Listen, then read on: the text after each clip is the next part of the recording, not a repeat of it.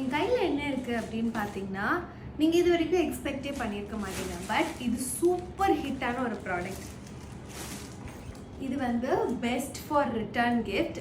And இப்போ வந்து உங்களுக்கு ஃபெஸ்டிவல் சீசன், கல்யாண சீசன்னு ஆரம்பிச்சாச்சு.